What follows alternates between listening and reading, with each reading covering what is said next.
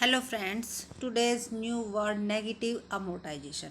Amortisation का कल हमने आपको मीनिंग बताया था कि इंटेंजिबल एसेट्स की वैल्यू क्या होती है, टाइम के साथ साथ कम होती जाती है। तो नेगेटिव वर्ड अगर इसके साथ जुड़ जाता है तो इसका क्या हो जाता है, इसकी जो डेफिनेशन है वो अपोजिट हो जाती है। कैसे हो जाती है स्टूडेंट्स? कई बार नेगेटिव का मतलब उल्टा ले जाते हैं कि नेगेटिव का मतलब क्या होता है, कम होना होता है। तो यानी कि किसी भी चीज़ की वैल्यू का कम होना, लेकिन यहाँ पर अमोर्टाइजेशन का नेगेटिव, इट मीन्स जो अमोर्टाइजेशन का मीनिंग है उसका उल्टा होना। इसे पहले हम डेफिनेशन के थ्रू समझेंगे, फिर एक एग्जाम्पल के थ्रू इजीली आपको समझ में आ जाएगा। तो स्टार्ट करते हैं। Negative amortization, a loan repayment schedule in which the outstanding principal balance of the loan increase rather than amortizing because the scheduled monthly payment do not cover the full amount required to amortize the loan. The unpayment interest is added to the outstanding principal to be repaid letter.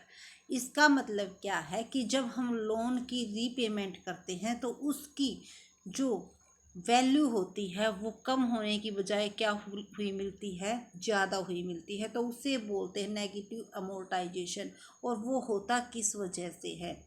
वो हमारा जब हम जो हमारा monthly क्या होता है, interest हो जाता है, अगर वो हम पेड नहीं करते हैं तो वो हमारा किस में ऐड हो जाता है, हमारे प्रिंसिपल में ऐड हो जाता है, जिसकी वजह से हमारा प्रिंसिपल है वो उसकी वैल्यू इंक्रीज हो जाती है। लेकिन अमोर्टाइजेशन का मतलब कम होना होता है। तो अगर वैल्यू इंक्रीज हो रही है तो उसे हम क्या नाम दे देते हैं, नेगेटिव अमोर्टाइजेशन।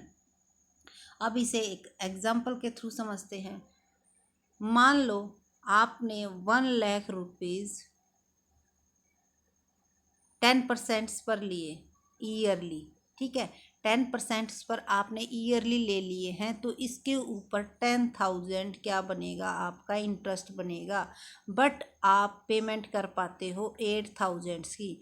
तो अगले साल जो आपका इंटरेस्ट लगेगा वो लगेगा 1,02,000 पर। क्यों? क्योंकि 2,000 इसमें किस चीज़ के हो गए ऐड, इंटरेस्ट के। यानी कि वैल्यू जो हमारा प्रिंसिपल था प्लस इंटरेस्ट इसमें ऐड होके क्या होगा, प्रिंसिपल की वैल्यू बढ़ गई। इसी को बोलते हैं नेगेटिव अमोर्टाइजेशन, यानी कि वैल्यू कम होने की बजाय वैल्यू बढ़ जाना। तो ये ध्यान रखने की बात है कि नेगेटिव का मतलब हमेशा ये नहीं होता कि किसी चीज़ की वैल्यू का कम हो जाना। नेगेटिव अगर किसी वर्ड्स के साथ जुड़ा हुआ है तो उसका उल्टा हो जाता है। So thank you for watching this video and please subscribe my channels. और अगर आपको ये वीडियो हमारी अच्छी लगी हो तो लाइक, शेयर एंड सब्सक्राइब करना ना भूलिएगा। Thank you. और अगर आपकी कोई क्वेरी है तो कमेंट सेक्शन में ज़रूर बताइएगा।